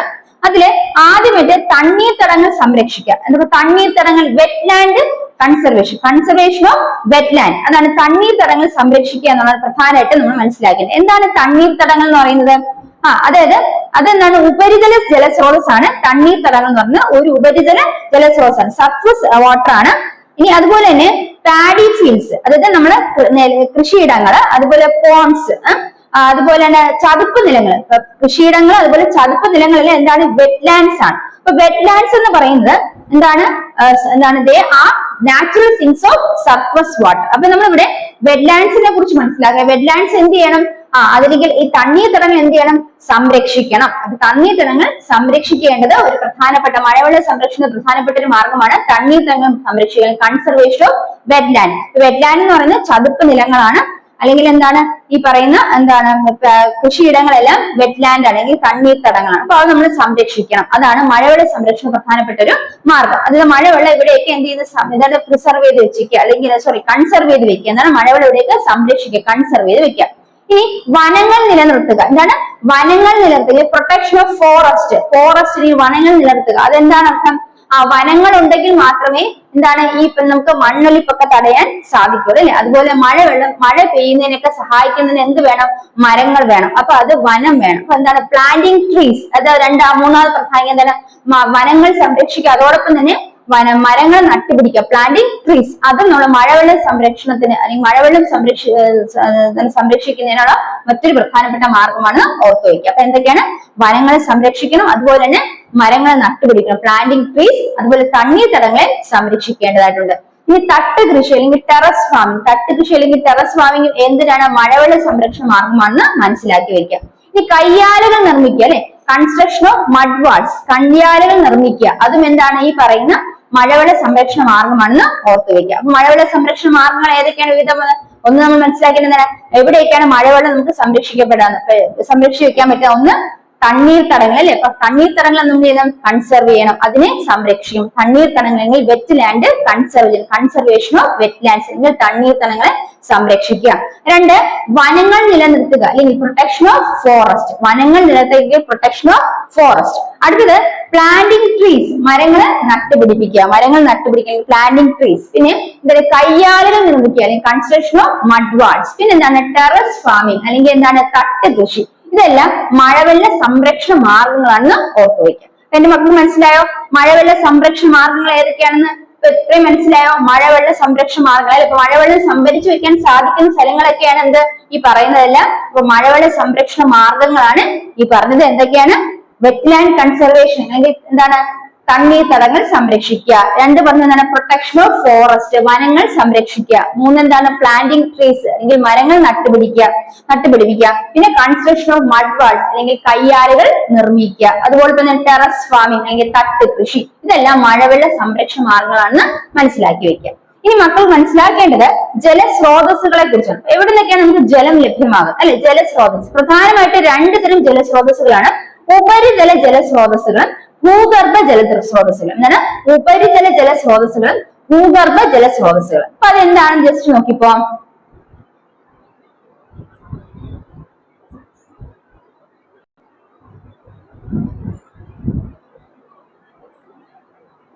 അപ്പൊ മക്കളെ, ഉപരിതല ജലസ്രോതസ് എന്ന് പറയുന്നതാണ് സർഫസ് വാട്ടർ. അതായത് അവിടെ വെള്ളത്തിന് ആഴം വളരെ കുറവായിരിക്കും. അപ്പൊ അവിടെ സർഫസ് വാട്ടർ, അതാണ് ഉപരിതല ജലസ്രോതസ് എന്ന് പറയുന്നത്.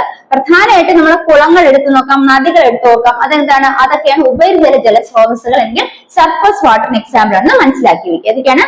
നദികളും കുളങ്ങളും, അതായത് റിവേഴ്സും ലേക്സും. ഏതിന് എക്സാമ്പിൾ ആണ്? സർഫസ് വാട്ടറിന് എക്സാമ്പിൾ ആണ് റിവേഴ്സും ലേക്സ്. അടുത്തത് ഭൂഗർഭ ജലസ്രോതസ്സുകൾ, ഗ്രൗണ്ട് വാട്ടർ. ഭൂഗർഭ ജലസ്രോതസ് എന്ന് പറഞ്ഞാൽ ഗ്രൗണ്ട് വാട്ടർ, അതായത് ഭൂമിക്കുള്ളിലേക്ക് കാണപ്പെടുന്ന ജലസ്രോതസ്സാണ് ഭൂഗർഭ ജലസ്രോതസ് എന്ന് പറയുന്നത് ഗ്രൗണ്ട് വാട്ടർ. അതാണ് നീരുറവകൾ, അതുപോലെ കിണറുകൾ, സ്പ്രിങ്സ്, അതുപോലെ തന്നെ കിണറുകൾ, വെല്ലുകൾ, അതുപോലെ പോൺസ്, ട്യൂബ് വെൽസ്, കുഴൽ കിണറുകളൊക്കെ എന്തിനുള്ള എക്സാമ്പിൾ ആണ്? ഭൂഗർഭ ജലസ്രോതസ്സുകൾ അല്ലെങ്കിൽ എന്താണ്? Ground വാട്ടറിന് example. ഗ്രൗണ്ട് വാട്ടറിൽ ഭൂഗർഭ ജലസ്രോതസ് ഏതൊക്കെയാണ്? നീരുറവകളും കിണറുകളും അതുപോലെ ട്യൂബ് വെൽസ്, എന്താണ്? കുഴൽ കിണറൊക്കെ ഏതിന് എക്സാമ്പിൾ ആണ്? ഭൂഗർഭ ജലസ്രോതസ്സുകൾക്ക് ഉദാഹരണമാണെന്ന് മനസ്സിലാക്കുക. അപ്പൊ പ്രധാനമായിട്ടും ജലസ്രോതസ്സുകൾ ഉപരിതല ജലസ്രോതസ്സുമുണ്ട്, ഭൂഗർഭ ജലസ്രോതസ്സുമുണ്ട്. ഉപരിതല ജലസ്രോതസ് എന്ന് പറഞ്ഞാൽ ആഴം കുറവായിരിക്കും. അത് ഒരു എക്സാമ്പിൾ പറയുകയാണെങ്കിൽ എന്താണ്? നദികളും അതുപോലെ തന്നെ കുളങ്ങളും ഏതിന് എക്സാമ്പിൾ ആണ്? റിവറും ലേക്സും ഒക്കെ ഏതിന് എക്സാമ്പിൾ ആണ്? ഉപരിതല ജലസ്രോതസ്, സർഫസ് വാട്ടറിന് എക്സാമ്പിൾ ആണ്. ഈ ഭൂഗർഭ ജലസ്രോതസ് ഗ്രൗണ്ട് വാട്ടറിന് എക്സാമ്പിൾ ആണ്.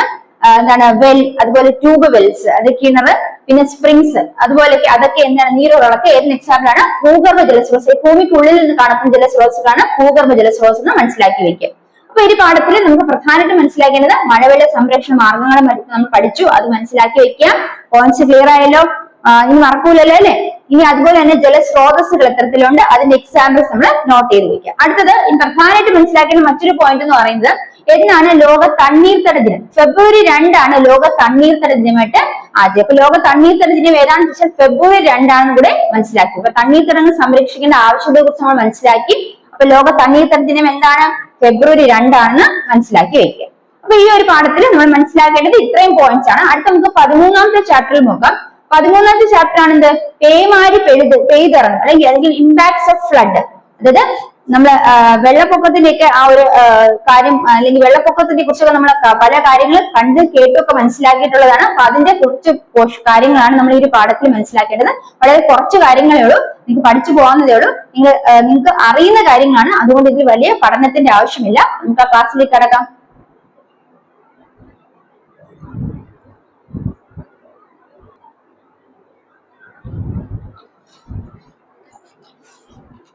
അപ്പൊ മക്കളെ, നമ്മൾ 2018 വെള്ളപ്പൊക്കത്തിന്റെ കാര്യങ്ങളെ കുറിച്ചൊക്കെ മനസ്സിലാക്കിയിട്ടുണ്ട് അല്ലെ? 2018 കേരളത്തിലുണ്ടായ വെള്ളപ്പൊക്കത്തെ കുറിച്ചൊക്കെ നിങ്ങൾ കേട്ടിട്ടുണ്ടാവും.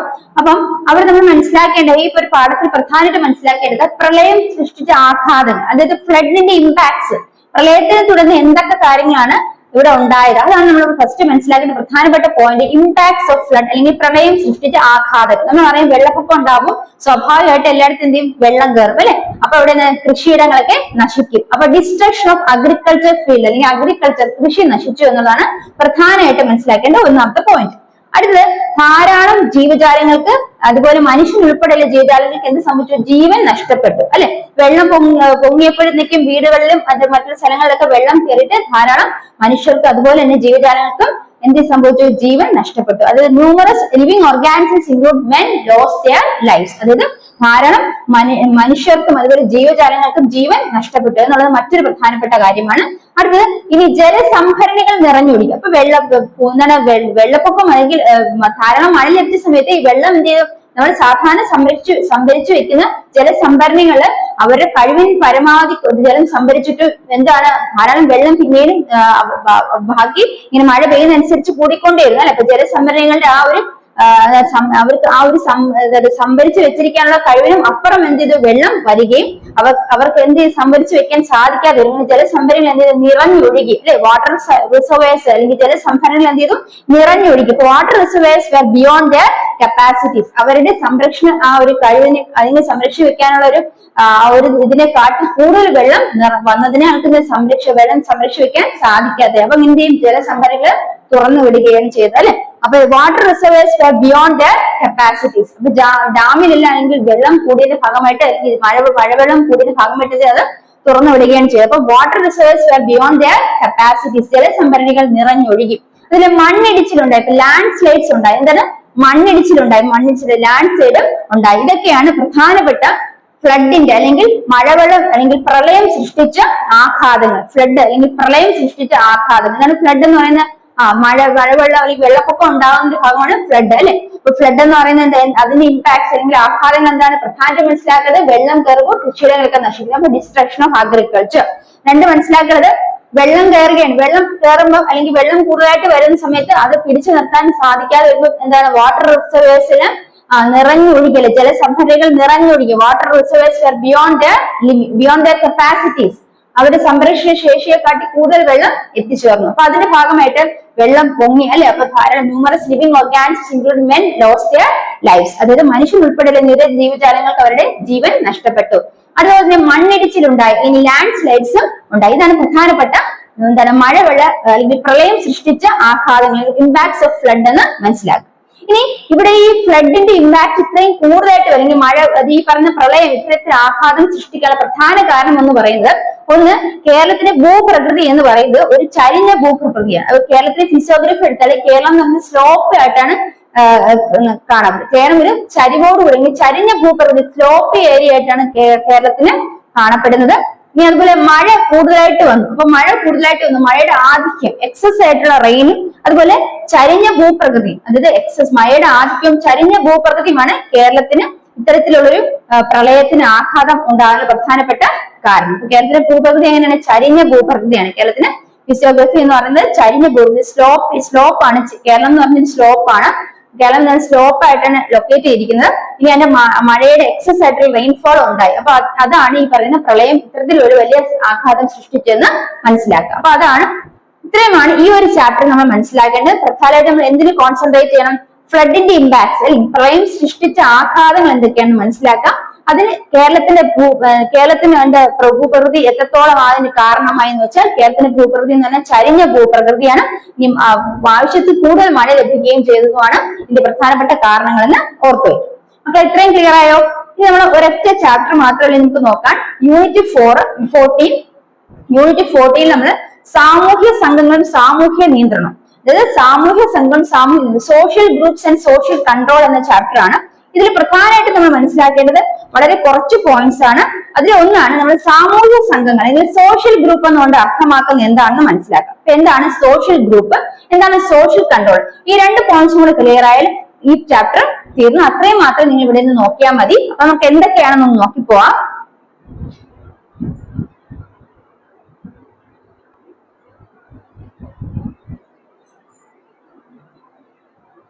അപ്പൊ മക്കളെ ഈ പാഠത്തിൽ നമുക്ക് എന്താണ് അതിൽ സോഷ്യൽ ഗ്രൂപ്പ് അല്ലെങ്കിൽ സാമൂഹ്യ സംഘം എന്താണെന്ന് മനസ്സിലാവും. സോഷ്യൽ ഗ്രൂപ്പ് അല്ലെങ്കിൽ സാമൂഹ്യ സംഘം എന്ന് പറഞ്ഞാല് ഒരു സോഷ്യൽ ഗ്രൂപ്പ് എന്ന് പറഞ്ഞാൽ social group is formed when two or more people who communicate to each other directly or indirectly and work together for some goals come together. അതായത് ഒരേ ഒരു ലക്ഷ്യത്തിന് വേണ്ടിയിട്ട് ഒന്നിച്ച് പ്രവർത്തിക്കുന്ന രണ്ടോ അതിൽ കൂടുതൽ ആളുകൾ അവര് പരസ്പരം അങ്ങോട്ടും ഇങ്ങോട്ടും എന്താണ് അവരുടെ കാര്യങ്ങൾ അല്ലെങ്കിൽ അവരുടെ അങ്ങോട്ടും ഇങ്ങോട്ടും അവർ പരസ്പരം കമ്മ്യൂണിക്കേറ്റ് ചെയ്യുന്നു, ഒന്നുകിൽ നേരിട്ട് അല്ലെങ്കിൽ നേരിട്ടല്ലാതെ. അപ്പൊ അതായത് അവരുടെ ലക്ഷ്യങ്ങൾ ഏകദേശം ഒരുപോലെ ആയിരിക്കും.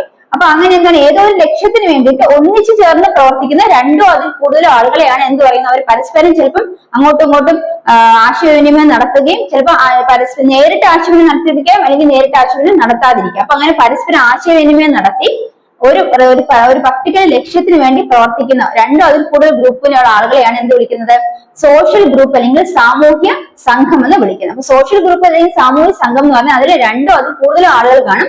അവര് ഒരു പ്രത്യേക ലക്ഷ്യത്തിന് വേണ്ടിയിട്ട് പരസ്പരം അങ്ങോട്ടും ഇങ്ങോട്ടും ആശയവിനിമയം നടത്തി ജോലി ചെയ്യുക അല്ലെങ്കിൽ പ്രവർത്തിക്കുന്ന ഒരു ഗ്രൂപ്പിനെയാണ് വിളിക്കുന്നത് സോഷ്യൽ ഗ്രൂപ്പ് അല്ലെങ്കിൽ സാമൂഹ്യ സംഘം എന്ന് മനസ്സിലാക്കുക. ഇനി ഈ സാമൂഹ്യ സംഘം പ്രധാനമായിട്ട് രണ്ട് തരമുണ്ട്, പ്രാഥമിക സംഘവും ദ്വിതീയ സംഘവും. ഇപ്പൊ പ്രൈമറി ഗ്രൂപ്പും അതുപോലെ സെക്കൻഡറി ഗ്രൂപ്പും. ഇപ്പൊ എന്താണ് പ്രൈമറി ഗ്രൂപ്പ് എന്ന് പറയുന്നത്? പ്രൈമറി ഗ്രൂപ്പ് എന്ന് പറയുന്നത് it is of a small group of people with intimate relationship, face to face interaction and mutual cooperation. ഇപ്പൊ പ്രൈമറി ഗ്രൂപ്പ് അല്ലെങ്കിൽ പ്രാഥമിക സംഘം എന്ന് പറയുന്നത് നമുക്ക് ഉദാഹരണം നമ്മൾ കുടുംബം എടുക്കാം. ഇപ്പൊ കുടുംബത്തില് നമ്മുടെ ഒരു കുടുംബം എന്ന് പറഞ്ഞാൽ നമ്മുടെ അച്ഛനും അമ്മയും മക്കൾ അല്ലെ, അതൊരു ചെറിയ കുടുംബം. അപ്പൊ അവിടെ ഒരു ഗ്രൂപ്പ് ഓഫ് പീപ്പിൾ, കുറച്ച് ആളുകൾ എന്ത് ചെയ്യുന്നുണ്ട്, അവർ തമ്മിൽ ഒരു റിലേഷൻഷിപ്പ് ഉണ്ട്, ഒരു ബന്ധമുണ്ട്, ഇന്റിമേറ്റ് ആയിട്ടുള്ള ഒരു ബന്ധമുണ്ട്, ആ ഇന്റിമേറ്റ് റിലേഷൻഷിപ്പ് ഉണ്ട്. അതുപോലെ ഫേസ് ടു ഫേസ് ഇന്ററാക്ഷൻ, അവർ അങ്ങോട്ടും ഇങ്ങോട്ടും പരസ്പരം മുഖത്തോട് അല്ലെങ്കിൽ അവര് നേരിട്ട് കാര്യങ്ങൾ അല്ലെങ്കിൽ ആശയവിനിമയം നടത്തുന്നു. അതുപോലെ അവർക്ക് മ്യൂച്വൽ കോപ്പറേഷൻ, പരസ്പര സഹകരണം ഉണ്ടായിരിക്കും. അപ്പൊ ഇത്തരത്തില് പരസ്പര സഹകരണമുള്ള ഒരു ചെറിയ ഗ്രൂപ്പ് ഓഫ് പീപ്പിൾ ആയിരിക്കും. ഒരു ചെറിയ ഗ്രൂപ്പ് ഓഫ് പീപ്പിൾ, ആ ചെറിയ ഗ്രൂപ്പിലെ ആളുകൾ അവർക്ക് ഇന്റിമേറ്റ് ആയിട്ട് അല്ലെങ്കിൽ പരസ്പരം നല്ലൊരു ബന്ധം ഉണ്ടാകുന്നു, അതുപോലെ നല്ല സഹകരണം ഉണ്ടാകുന്നു, പരസ്പരം അങ്ങോട്ടും ഇങ്ങോട്ടും ആശയവിനിമയം നേരിട്ട് നടത്തുന്നു. ഇത്തരത്തിലുള്ള ഒരു ചെറിയ ഗ്രൂപ്പ് ഓഫ് ആളുകളെയാണ് എന്ത് വിളിക്കുന്നത്, പ്രൈമറി ഗ്രൂപ്പ് അല്ലെങ്കിൽ പ്രാഥമിക സംഘം എന്ന് പറയുന്നത്. അത് പ്രധാനമായിട്ട് ഉദാഹരണം നമ്മൾ ഫാമിലി എടുക്കുക. ഫാമിലി അല്ലെ, നമ്മൾ ഫാമിലിയുള്ള പരസ്പരം അങ്ങോട്ടും ഇങ്ങോട്ടും വളരെ നല്ല റിലേഷൻഷിപ്പ് അല്ലെങ്കിൽ നല്ല ബന്ധം, അവർക്ക് അങ്ങോട്ടും ഇങ്ങോട്ടും വളരെ സ്നേഹവും അല്ലെങ്കിൽ നല്ല ബന്ധമായിരിക്കും. അതുപോലെ അവർ പരസ്പരം ആശയവിനിമയം നടത്തും, നേരിട്ട് ആശയവിനിമയം നടത്തും. അതുപോലെ അവർ തമ്മിൽ നല്ല സഹകരണമായിരിക്കും അല്ലെ. അപ്പൊ നമ്മുടെ ഫാമിലിയുള്ള ആൾക്കാർ, അതുകൊണ്ട് നമ്മുടെ കൂട്ടുകാർ, നമ്മുടെ ബെസ്റ്റ് ഫ്രണ്ട്സ്, അവരെങ്ങനെയായിരിക്കും, സമപ്രായക്കാരുടെ ഒരു സംഘം അല്ലെ, ഒരേ ഗ്രൂപ്പിൽ ഒരേ പ്രായത്തിലുള്ള ആൾക്കാരെല്ലാം എങ്ങനെയായിരിക്കും, ഒരുപോലെ ചിന്തിക്കുന്നവരായിരിക്കും. അവർ പരസ്പരം അങ്ങോട്ടും ഇങ്ങോട്ടും സഹകരിക്കും, അവർ തമ്മിലുള്ള നല്ലൊരു സഹകരണം ഉണ്ടായിരിക്കും. അതുപോലെ അവരെന്ത് ചെയ്യും, നല്ലൊരു ബന്ധം കാത്തു സൂക്ഷിക്കും അല്ലെ, നല്ല ബന്ധം കാത്തു സൂക്ഷിക്കും. അപ്പൊ അങ്ങനെയുള്ള ഒരു സംഘത്തെയാണ് പ്രാഥമിക സംഘം അല്ലെങ്കിൽ പ്രൈമറി ഗ്രൂപ്പ് എന്ന് പറയുന്നത്. പ്രൈമറി ഗ്രൂപ്പ് അല്ലെങ്കിൽ പ്രാഥമിക സംഘം എന്ന് പറയുന്നത് സ്മോൾ ഗ്രൂപ്പ് ഓഫ് പീപ്പിൾ ആണ്. അതെന്ന് പറയാൻ അവർ ഇന്റിമേറ്റ് റിലേഷൻഷിപ്പ് കാണും, അവർക്ക് പരസ്പരം നല്ലൊരു ബന്ധം കാണും. അതുപോലെ ഫേസ് ടു ഫേസ് ഇന്ററാക്ഷൻ കാണും, പരസ്പരം അങ്ങോട്ടും ഇങ്ങോട്ടും ആശയവിനിമയം നടത്തും. അതുപോലെ മ്യൂച്വൽ കോപ്പറേഷൻ, അത് പരസ്പര സഹകരണം നടത്തും. അങ്ങനെ ഒരു ഗ്രൂപ്പിന് എക്സാമ്പിൾ ആണ് പറയുന്നത് ഫാമിലി, കുടുംബവും സമപ്രായക്കാരുടെ സംഘവും അല്ലെ ഏത് വരുന്നതിന്, പ്രാഥമിക സംഘം പ്രൈമറി ഗ്രൂപ്പിൽ വരുന്നതെന്ന് ഓർത്തു വയ്ക്കാം. അടുത്ത ദ്വിതീയ സംഘം. ദ്വിതീയ സംഘം എന്ന് പറയുന്നതാണ് സെക്കൻഡറി ഗ്രൂപ്പ് ആണ്.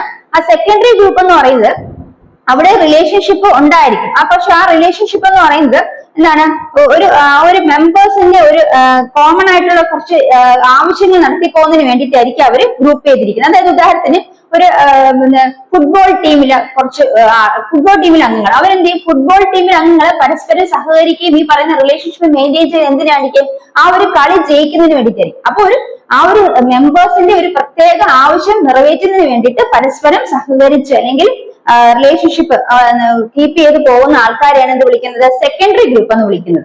മനസ്സിലായോ? അപ്പൊ അതാണ് സെക്കൻഡറി ഗ്രൂപ്പ് എന്ന് പറയുന്നത്. ക്ലബിലുള്ള ആൾക്കാരാകാം, ഫുട്ബോൾ ടീമിലുള്ള ആൾക്കാരാകാം, അല്ലെങ്കിൽ ഒരു ഓഫീസിലെ ഒരു ബോസും അയാളുടെ കൂടെ വർക്ക് ചെയ്യുന്ന കുറെ ഓഫീസേഴ്സ് അല്ലെ. അപ്പൊ അതാണ് അവരവർ പരസ്പരം അവർ സഹകരിക്കുന്ന എന്തിനാണ്, ആ ഒരു ഓഫീസിന്റെ അല്ലെങ്കിൽ ആ ഒരു സ്ഥാപനത്തിന്റെ നന്നായിട്ട് ആ സ്ഥാപനം നടന്നു പോകുന്നതിന് വേണ്ടിയാണ് അവർ സഹകരിക്കുന്നത്. അപ്പൊ അതൊരു പ്രത്യേക ആവശ്യം പരിഗണിച്ചുകൊണ്ടാണ് അവർ എന്ത് ചെയ്യുന്നത്, അവർ സഹകരിക്കുന്നത്. അപ്പൊ അതിനാണ് സെക്കൻഡറി ഗ്രൂപ്പ് അല്ലെങ്കിൽ ദ്വിതീയ ഗ്രൂപ്പ് എന്ന് പറയുന്നത്, ദ്വിതീയ സംഘം എന്ന് പറയുന്നത് അല്ലെ. ഉദാഹരണത്തിന് ക്ലബ്ബുകള്, അതുപോലെ എന്താണ് ഫുട്ബോൾ ടീം, അതുപോലെ നമ്മൾ പറഞ്ഞ ഒരു ഓഫീസ് ഒക്കെ എടുക്കുകയാണെങ്കിൽ അതാണ് ദ്വിതീയ സംഘം അല്ലെങ്കിൽ സെക്കൻഡറി ഗ്രൂപ്പ് എന്ന് ഓർത്തു വയ്ക്കുക. അപ്പൊ ഇവിടെ നമ്മൾ സാമൂഹ്യ സംഘങ്ങൾ, സോഷ്യൽ ഗ്രൂപ്പ് എന്താണെന്ന് മനസ്സിലാക്കി മക്കളെ. ഇപ്പൊ സോഷ്യൽ ഗ്രൂപ്പിൽ തന്നെ നമ്മൾ പറഞ്ഞു പ്രാഥമിക സംഘം, പ്രൈമറി ഗ്രൂപ്പും ഉണ്ട്, സെക്കൻഡറി ഗ്രൂപ്പ്. പ്രാഥമിക സംഘം എന്ന് പറയുന്നത് എന്താണ്, നമ്മുടെ വീട് കുടുംബം തന്നെ എടുക്കാം, അതുപോലെ നമ്മുടെ ഫ്രണ്ട്സ്, ഇവരെല്ലാം പ്രാഥമിക സംഘത്തിൽപ്പെട്ടത്. ഇനി ദ്വിതീയ സംഘം സെക്കൻഡറി ഗ്രൂപ്പിലാണെങ്കിൽ നമ്മൾ പറഞ്ഞു club, football team, cricket team അല്ലെ. പിന്നെ അതുപോലെ തന്നെ എന്താണ്, ഒരു ഓഫീസ് കൺസിഡർ ചെയ്യാം. ഇതൊക്കെ എന്താണ് സെക്കൻഡറി ഗ്രൂപ്പാണ് മനസ്സിലാക്കി വെച്ചിരിക്കുക. അടുത്തത് സാമൂഹ്യ ഗ്രൂപ്പ് അല്ലെങ്കിൽ സോഷ്യൽ ഗ്രൂപ്പ് പഠിക്കുന്നതോടൊപ്പം തന്നെ ഈ സമൂഹത്തിന് എന്താണ്, ഒരു നിയന്ത്രണം വേണം. ഇപ്പൊ സോഷ്യൽ കൺട്രോൾ അവിടെ ഇമ്പോർട്ടന്റ് ആയിട്ട് നമ്മൾ മനസ്സിലാക്കണം. ഇപ്പൊ സോഷ്യൽ കൺട്രോൾ എന്ന് പറയുന്നത് രണ്ട് തരം സോഷ്യൽ കൺട്രോളുകളാണ്. എന്താണ്, formal social control, informal social control. എന്താണ് ഫോർമൽ സോഷ്യൽ കൺട്രോൾ, രണ്ടാമത് ഇൻഫോർമൽ സോഷ്യൽ കൺട്രോൾ എന്ന് നോക്കാം. അപ്പൊ എന്താണ് സോഷ്യൽ കൺട്രോൾ അല്ലെങ്കിൽ സാമൂഹ്യ നിയന്ത്രണം?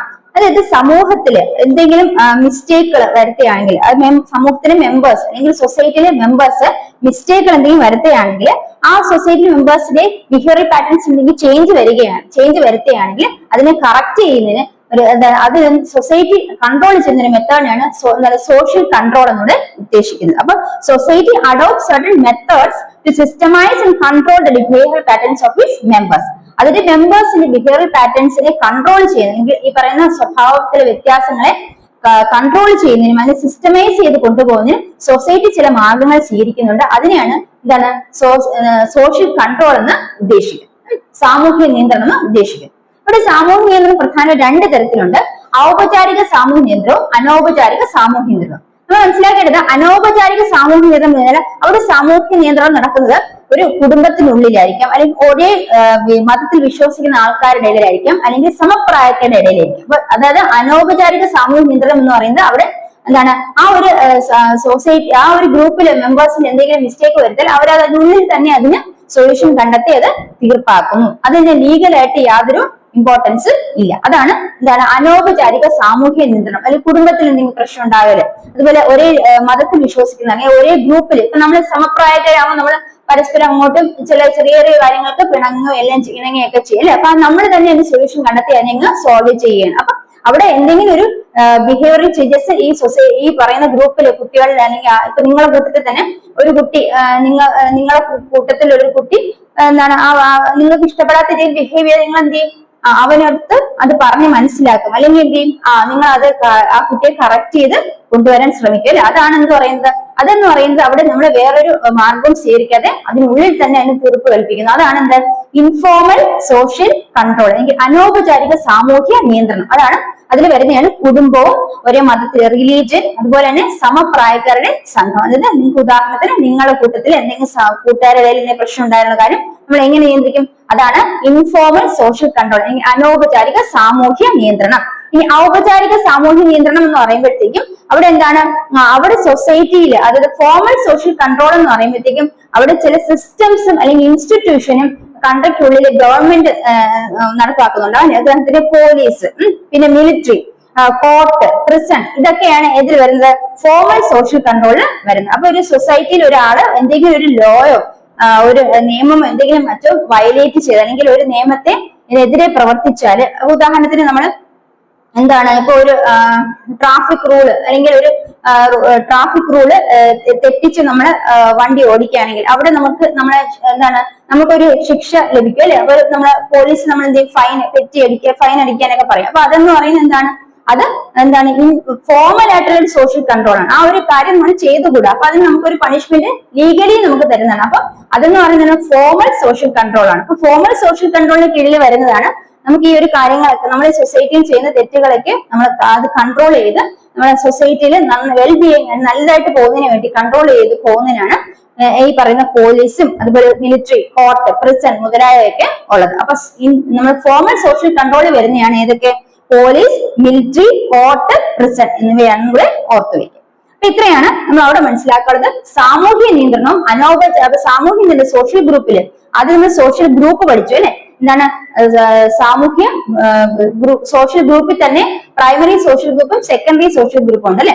അതായത് സാമൂഹ്യ സംഘങ്ങൾ നമ്മൾ മനസ്സിലാക്കിയത് പ്രൈമറി ഗ്രൂപ്പ്, സെക്കൻഡറി ഗ്രൂപ്പ്, അതിനുശേഷം സാമൂഹ്യ നിയന്ത്രണം, സോഷ്യൽ കൺട്രോളിനെ കുറിച്ച് മനസ്സിലാക്കി. അപ്പൊ സോഷ്യൽ ഗ്രൂപ്പ് പഠിച്ചു, സോഷ്യൽ കൺട്രോൾ പഠിച്ചു. ഇനി നമ്മൾ മനസ്സിലാക്കാൻ പോകുന്നത് ഈ പറയുന്ന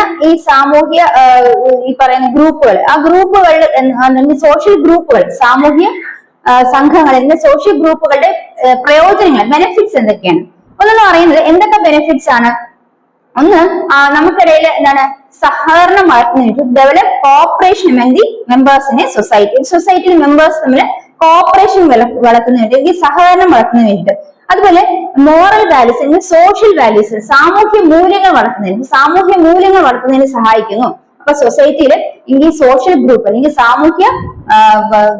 സമൂഹത്തിലെ ഈ ഗ്രൂപ്പ്സ്, സോഷ്യൽ ഗ്രൂപ്പ്സ് കൊണ്ട് എന്തൊക്കെ ബെനിഫിറ്റ്സ് ആണ് ഉണ്ടാകുന്നത് നോക്കാം.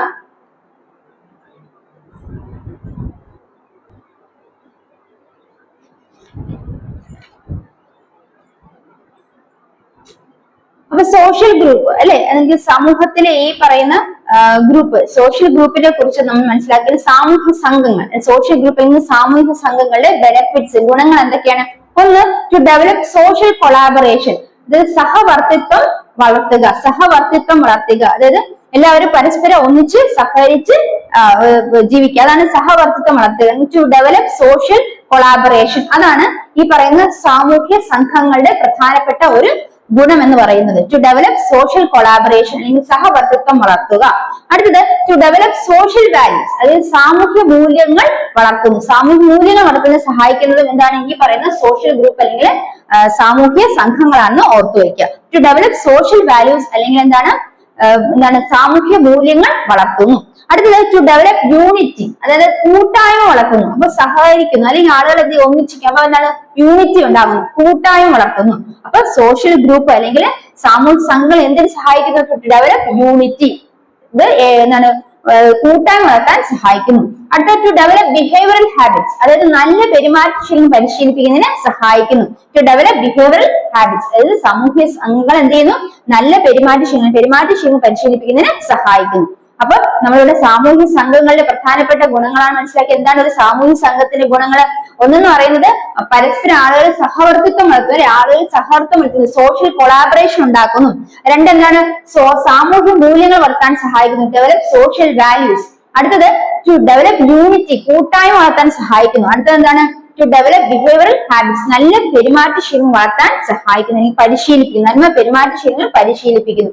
ഇത്രയാണ് സമൂഹത്തിലെ ഒരു ഗ്രൂപ്പ് അല്ലെങ്കിൽ സാമൂഹ്യ സംഘങ്ങൾ അല്ലെങ്കിൽ സോഷ്യൽ ഗ്രൂപ്പ്സിനെ കൊണ്ടുള്ള ബെനിഫിറ്റ്സ് എന്ന് മനസ്സിലാക്കി വെക്കുക. അപ്പൊ ഈ ഒരു പാഠത്തിൽ നമ്മൾ എന്തൊക്കെ പഠിച്ചു?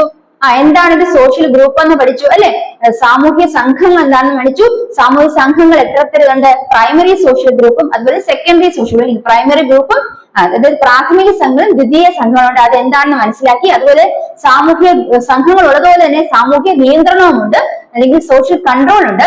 സോഷ്യൽ കൺട്രോളും രണ്ട് തരത്തിലുണ്ട്. എന്താണ് ഔപചാരിക സാമൂഹ്യ നിയന്ത്രണം അല്ലെ, അതായത് ഫോർമൽ സോഷ്യൽ കൺട്രോൾ, അനൗപചാരിക സാമൂഹ്യ നിയന്ത്രണം അല്ലെങ്കിൽ ഇൻഫോർമൽ സോഷ്യൽ കൺട്രോൾ. അപ്പൊ അതിന്റെ കീഴിൽ വരുന്ന എന്തൊക്കെയാണ് മനസ്സിലാക്കി.